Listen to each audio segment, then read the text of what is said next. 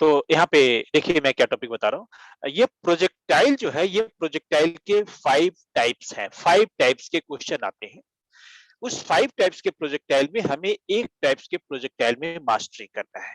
इससे पहले वाली जो क्लास अभी जो हुई थी, उस क्लास के अंदर हमने उसकी बेसिक फंडामेंटल बता दिया था। उस फंडामेंटल में हमने 2 ही चीज पे फोकस किया, रिजोल्यूशन और वेक्टर पे फोकस किया। एक ध्यान सुनिए, मैंने रिजोल्यूशन और वेक्टर के ऊपर फोकस किया और दूसरा जो हमने फोकस किया, वो फोकस हमने इस चीज पे किया कि एक्स एक्सिस में क्या होता है, वाई एक्सिस में क्या होता है।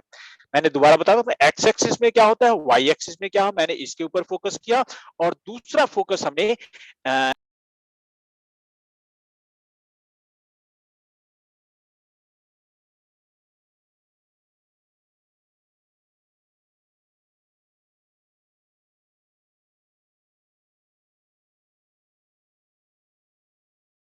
वाई एक्सिस में एक्सलेशन क्या लेते हैं।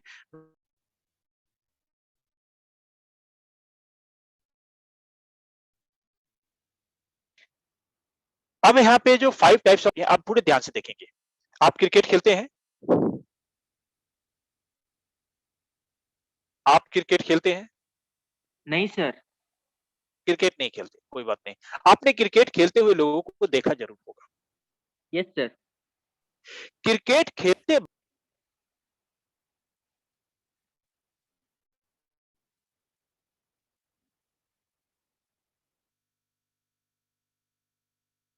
हेलो हेलो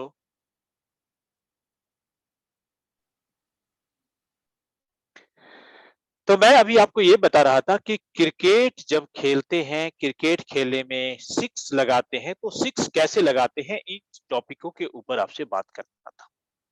सिक्स लगाने में क्या होता है, जो बैट्समैन होता है वो बॉल को नीचे से मारता है और हाइट होते हुए जो बाउंड्री होता है, बाउंड्री के पार गिरता है। तो एक प्रोजेक्टाइल मोशन में मैंने शुरू में बताया था कि प्रोजेक्टाइल मोशन जो होता है हॉरिजॉन्टल और वर्टिकल दोनों वेलोसिटी, दोनों डिस्टेंस ट्रेवल करता है, दोनों टाइप का मोशन है। आप उन चीजों को समझिए। अगर फोर मारते हैं, अगर क्रिकेट प्लेयर सिर्फ फोर मारता है, तो फोर मारने का मतलब उसको ऊंचाई से कोई मतलब नहीं, हो सकता है बिल्कुल हाइट नहीं हो, वो पूरे जमीन को टच होते होते होते वो बाउंड्री को पार कर जाए, वो फोर हो जाता है। लेकिन सिक्स में क्या है कि जमीन को टच नहीं करना, बैट्समैन के बैट पे लगने के बाद उसको हाइट कवर करने के बाद, उसको हाइट कवर करने के बाद उसको पूरा गिरना चाहिए। उसको हाइट एक बार गिरेगा, हाइट पूरा कवर करने के बाद उसको आगे गिरेगा।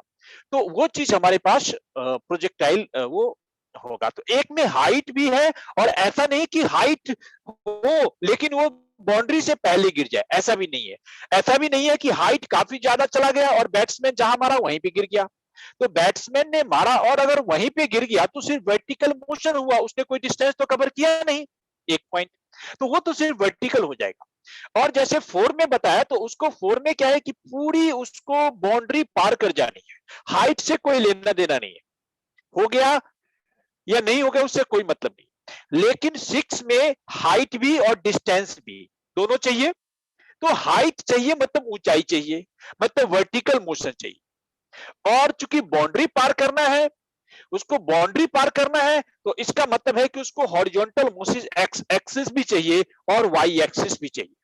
तो उस चीज का एग्जाम्पल मैं ऐसे लेता हूं। यहां पे देखिए, ये जो सबसे पहला एग्जाम्पल यहाँ पे आप देख रहे हैं, इसके अंदर ये एक प्रोजेक्टाइल मोशन का बेस्ट एग्जाम्पल है। ये इट इज लाइक जैसे सिक्स लगाते हैं उस टाइप में यहाँ पे चीजें है। जैसे यहाँ ओ से एक ऑब्जेक्ट को यू स्पीड से अगर थ्रो करते हैं, तो ये ऑब्जेक्ट एक हाइट को कवर करते हुए यहाँ पे डिस्टेंस कवर करता है। It is like six in A cricket. It is like six in A cricket. तो एक हाइट को कवर करते हुए यहाँ पे पहुंचता है। ये एक प्रोजेक्टाइल मोशन पे होता है। और ये एग्जांपल है, इसी एग्जांपल पहला एग्जांपल है, मैं इसके बारे में ज्यादा डिटेल में लूंगा। इसको एंगुलर प्रोजेक्शन भी नाम कह सकते हैं आप इसको, एंगुलर प्रोजेक्शन, क्योंकि कुछ एंगल पे, कुछ हॉरिजॉन्टल से कुछ सर्टेन एंगल पे एक बार वो हिट करता है, फिर वापस तो नीचे गिरता है। ये चीजें यहाँ पे पहला है। दूसरा प्रोजेक्टाइल मोशन में हम ऐसा लेते हैं कि कुछ सर्टेन हाइट से हॉरिजॉन्टली थ्रो करते हैं, सर्टेन हाइट से हॉरिजॉन्टली थ्रो करते हैं। जैसे कि आप छत पे है, छत से किसी दूसरे छत पे किसी चीज को सीधा फेंकते हैं, या ग्राउंड की तरफ सीधे फेंकते हैं, तो वहां पे हॉरिजॉन्टल और वर्टिकल दोनों मोशन होता है, क्योंकि यहाँ पे आप देख रहे हैं कि ऑब्जेक्ट को सीधे थ्रो किया और ये ऑब्जेक्ट नीचे आ गया। सीधे थ्रो किया अगर ऑब्जेक्ट नीचे आ गया तो ये भी एक प्रोजेक्टाइल मोशन होगा, क्योंकि यहाँ हाइट कवर किया गिरने में, यहाँ से गिरने में, और कुछ ना कुछ डिस्टेंस भी कवर किया। तो एक्स एक्सिस वाई एक्सिस दोनों है। यहाँ पे क्या हुआ है कि वाई एक्सिस भी कवर किया है और एक्स एक्सिस भी कवर किया है, वाई एक्सिस भी कवर किया और एक्स एक्सिस भी कवर किया है। तो यहाँ पे ये दोनों चीजें हैं। और एक दूसरी प्रोजेक्टाइल हुआ है कि कुछ सर्टेन हाइट से, जैसे कि छत से आप किसी चीज को नीचे की तरफ थ्रो करते हैं, नीचे की तरफ थ्रो करते हैं, बट वो गिरता ऐसे है, तो ये भी एक प्रोजेक्टाइल मोशन है। और उसी सर्टेन हाइट से ऊपर की तरफ थ्रो करते हैं कुछ सर्टेन एंगल से। ऑलरेडी आपका कुछ ना कुछ हाइट है, यहाँ पे, यहाँ भी कुछ ना कुछ हाइट है, यहाँ भी कुछ ना कुछ हाइट है। तो हाइट के ऊपर 3 प्रोसेस हो गया। हाइट के ऊपर एक हुआ कि आप हाइट से हॉरिजॉन्टली थ्रो करते हैं, आना तो नीचे है, बट वो हॉरिजॉन्टल और वर्टिकल दोनों मोशन कवर करेगा। हाइट के ऊपर आप डाउनवर्ड डायरेक्शन में थ्रो करते हैं कुछ एंगल से, फिर हाइट के ऊपर कुछ सर्टेन हाइट से ही ऊपर की तरफ सर्टेन एंगल में थ्रो करते हैं। ये भी एक प्रोजेक्टाइल मोशन है, ये भी एक प्रोजेक्टाइल मोशन है, ये भी एक प्रोजेक्टाइल मोशन है। और एक लास्ट प्रोजेक्टाइल मोशन यहाँ पे है, जिसको हम इंक्लाइंड प्रोजेक्टाइल मोशन कहते हैं। तो इस सभी के आप नाम लिख लीजिए साथ साथ तो ज्यादा अच्छा रहेगा। इसका यहाँ पे लिखेंगे सबसे नीचे वाले का inclined projectile motion, inclined projectile motion.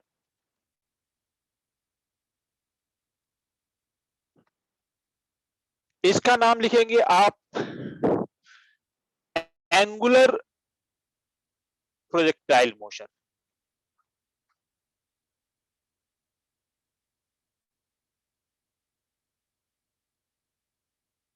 इसका horizontal projectile motion.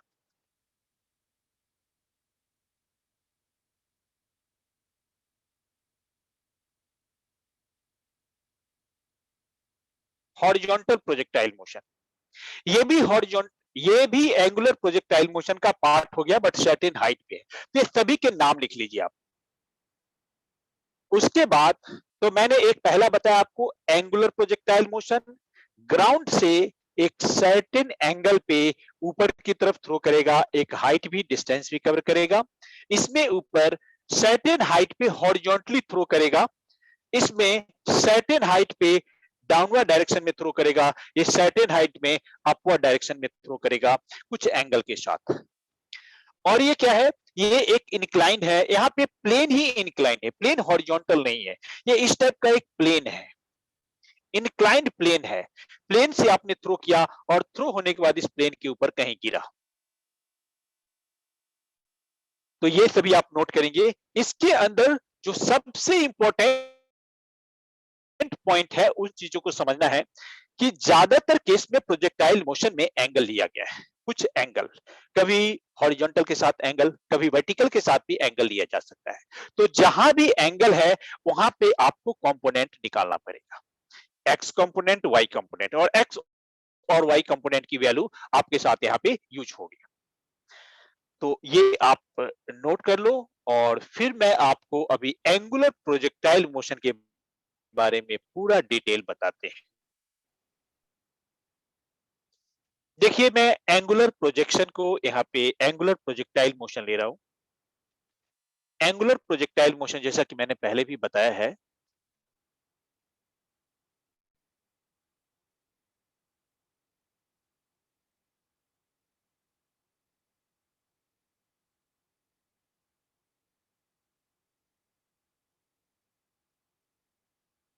Angular projectile motion में मैंने जैसा कि पहले बताया कि एक सर्टेन एंगल से हॉरिजॉन्टल के साथ सर्टेन एंगल यू से हमने ऑब्जेक्ट को थ्रो किया। जैसा कि मैं पहले एक एग्जांपल भी ले चुका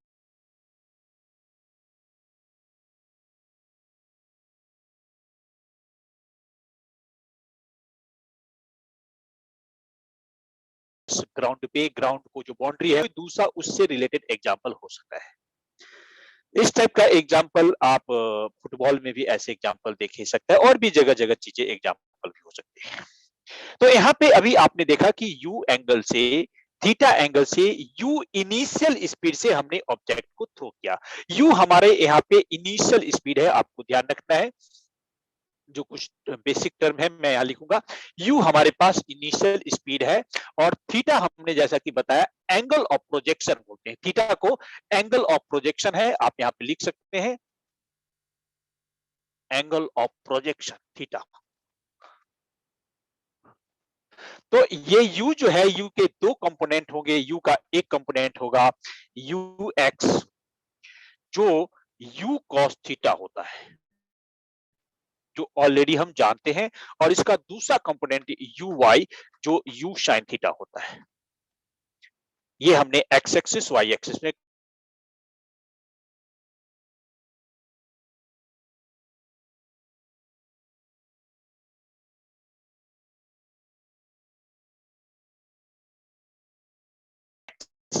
x डायरेक्शन का एक्सेलरेशन, तो हमारे पास ax इक्वल टू 0 हो जाएगा और ay equal to minus g हो जाएगा। ये यूज करेंगे इसके अंदर। ये तो फॉर्मूला है, और जो मैंने ऑलरेडी फॉर्मूला बता चुका हूं ऑलरेडी पिछले क्लास में, जिसके अंदर कि मैंने x एक्सिस कौन सा फॉर्मूला लगाना है, x एक्सिस में y एक्सिस में कौन सा फॉर्मूला लगाना है, वो मैं बता चुका हूं। अब क्या करना है, करना क्या है हमें, इस प्रोजेक्टाइल मोशन में मुझे निकालना क्या क्या चीज होता है। प्रोजेक्टाइल मोशन में पहले चीज हमें जो निकालना होता है, वो निकालना होता है कि प्रोजेक्टाइल मोशन में ये ऊपर से यहाँ तक जो हाईएस्ट पॉइंट तक पहुंचने में कितना टाइम लगता है। ये प्रोजेक्टाइल मोशन जब स्टार्ट हुआ तो this is the highest point, फिर हाईएस्ट पॉइंट से नीचे आता है। तो हाईएस्ट पॉइंट पे पहुंचने का टाइम को time of flight, time of accent बोलते हैं, और वापस आने के टाइम को टाइम ऑफ डिसेंट बोलते हैं। तो टाइम ऑफ एसेंट ऊपर पहुंचने का टाइम और टाइम ऑफ डिसेंट नीचे आने का टाइम, दोनों टाइम को ऐड कर देते हैं तो टाइम ऑफ फ्लाइट होता है। तो टाइम ऑफ एसेंट ऊपर जाना, टाइम ऑफ डिसेंट नीचे जाने का time, total time time of flight. और जितनी टाइम ऑफ एसेंट की वैल्यू होती है उतनी ही टाइम ऑफ डिसेंट की वैल्यू होती है। तो टाइम ऑफ एसेंट निकाल देंगे, उसका डबल निकाल देंगे तो टाइम ऑफ फ्लाइट हो जाएगा। एक पॉइंट।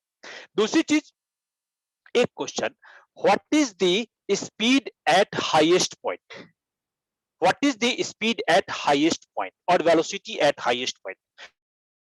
आपको इसका जवाब देना है। हाईएस्ट पॉइंट पे स्पीड कितनी होती है किसी भी ऑब्जेक्ट की। जब देखिए क्वेश्चन है कि हाईएस्ट पॉइंट पे स्पीड क्या है। जैसा कि अभी आपने बताया, एक नॉर्मल क्वेश्चन होता है कि हाईएस्ट पॉइंट पे स्पीड 0 होती है। पूछते हैं हाईएस्ट पॉइंट पे वेलोसिटी क्या है। देखिए यहाँ पे ये कंफ्यूजन है। हाईएस्ट पॉइंट पे वेलोसिटी 0 या स्पीड 0, ये एक मिसकंसेप्शन है, थोड़ी सी गलती है। देखिए दो चीज देखिए आप यहाँ पे कंसेप्ट में, पहले चीजें क्लियर कर देता हूं कि हाईएस्ट पॉइंट पे वर्टिकल वेलोसिटी 0 होगी। Vertical velocity means Y axis, Y axis मतलब V Y. At highest point vertical velocity is 0, आप लिखेंगे यहाँ पे at highest point vertical velocity is 0। मैं यहाँ पे क्या सपोज किया कि यहाँ पे मैंने इसको हाईएस्ट पॉइंट माना और हाईएस्ट पॉइंट को मैंने यहाँ पे ए मान लिया। तो ए पॉइंट पे जो वी है वो 0 होगा। हाईएस्ट पॉइंट पे वर्टिकल वेलोसिटी 0 ऐसा लेना है। क्यों लेना है ये भी आप समझिए। और हॉरिजॉन्टल वेलोसिटी 0 होगी हाईएस्ट पॉइंट पे तो नहीं। किसी भी चीज की वेलोसिटी, पहले तो जो मैंने इनिशियल वेलोसिटी दिया u, उसका एक कंपोनेंट दिया ux जिसकी वैल्यू u cos थीटा है। अब समझो, u हमने दिया, u का एक कंपोनेंट दिया ux जो u cos थीटा है, उसकी कुछ सर्टेन वैल्यू है, थीटा की कुछ वैल्यू होगी, वो 30 डिग्री 45 डिग्री 60 डिग्री कुछ ना कुछ वैल्यू जरूर होगी। ये वैल्यू होगी तो थीटा की वैल्यू होगी तो कॉस की भी कुछ वैल्यू आ जाएगी। सिमिलरली यू हम कोई वैल्यू देंगे, वो 50 मीटर पर सेकेंड या 100 मीटर पर सेकेंड या 20 मीटर पर सेकेंड कुछ ना कुछ वैल्यू देंगे। तो साइन थीटा की भी वैल्यू कुछ आएगी, कॉस थीटा की भी वैल्यू आएगी, यू एक्स की भी कोई ना कोई वैल्यू निकल के आएगी, यू आई की भी कोई ना कोई वैल्यू निकल के आएगी। तो यू आई जो है वर्टिकल है, वो वेलोसिटी में चेंजेस होंगे क्योंकि उसके अंदर एक्सेलरेशन ड्यू टू ग्रेविटी है। एक्सेलरेशन ड्यू टू ग्रेविटी, वहां पे रिटार्डिंग फोर्स काम करेगा, रिटार्डेशन होगा। और वो रिटार्डेशन होगा तो धीरे धीरे धीरे धीरे उसकी वेलोसिटी को कम करते करते करते हाईएस्ट पॉइंट पे जीरो कर देगा। लेकिन हॉरिजॉन्टल वेलोसिटी एक्स जो है, हॉरिजॉन्टल एक्सेलरेशन जो है वो जीरो, तो हॉरिजॉन्टल एक्सेलरेशन जीरो है तो उसमें किसी तरह का एक्सेलरेशन और रिटार्डेशन एक्स डायरेक्शन में नहीं होगा, तो ना उसकी वेलोसिटी कम होगी ना ज्यादा होगी। जितनी इनिशियल एक्स एक्सिस की वेलोसिटी है उतनी ही वेलोसिटी ऑलवेज रहेगी, हाईएस्ट पॉइंट पे भी, लो पॉइंट पे भी। जहां पे हमने थ्रो किया वहां भी, हाईएस्ट पे भी, जहां पे वो गिरेगा वहां भी उतनी ही वेलोसिटी रहेगी। क्यों? क्योंकि उधर कोई एक्सेलरेशन नहीं है, कोई रिटार्डेशन नहीं है, कोई वेलोसिटी में चेंजेस नहीं होंगे। वेलोसिटी में चेंजेस होने के लिए एक्सेलरेशन रिटार्डेशन होना चाहिए, वो एक्स एक्सिस में है ही नहीं तो वो चेंज नहीं होंगे। वाई एक्सिस में क्यों चेंज होंगे? क्योंकि वहां पे acceleration due to gravity G है जो उसके ऊपर ऑलवेज काम करता है। वो यहाँ पे ऊपर जा रहा है, तो जब कोई चीज को ऊपर जा रहा है तो उसकी वेलोसिटी को कम करते हैं, उसकी वेलोसिटी को रिटार्डिंग करते हैं, तो धीरे धीरे धीरे धीरे वेलोसिटी कम हो जाएगी और हाईएस्ट पॉइंट पे वर्टिकल वेलोसिटी जीरो हो जाएगी। इसको ध्यान रखना है। उसके बाद अगला स्टेप, मैंने आपसे एक क्वेश्चन किया कि टाइम ऑफ एसेंट, एसेंट मतलब ऊपर जाने का टाइम निकालना है हमें, और ऊपर जाने में हमें वर्टिकल डायरेक्शन का फॉर्मूला लगाना है, मतलब वाई वाला फॉर्मूला लगाना है। तो कौन ऐसे फॉर्मूले हैं जिसमें टाइम भी हो, वी वाई की वैल्यू का यूज करना हो और यू आई का यूज करना हो?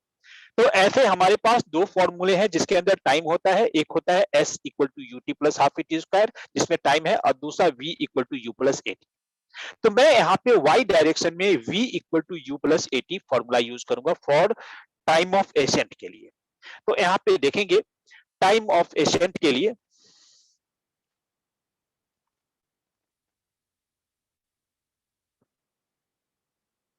फॉर्मूला, y एक्सिस में हमें फॉर्मूला लगाना है।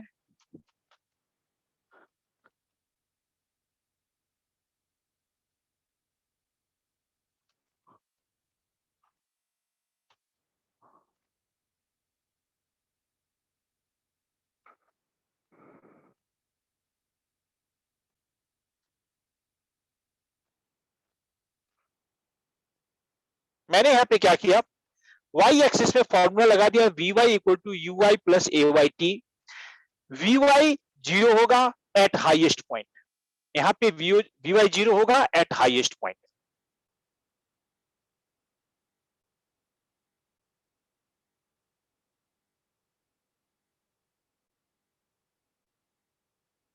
ये हमने वी वाई जीरो लगा दिया, और ui की वैल्यू u sin थीटा होगा, हमने शुरू में ही लिया ui की वैल्यू u sin थीटा, और ay की वैल्यू माइनस जी लिख दिया और इंटू टी लिख दिया। तो इस तरह से t जो टाइम ऑफ एसेंट है u sin थीटा बाई जी आ गया टाइम ऑफ एसेंट की वैल्यू।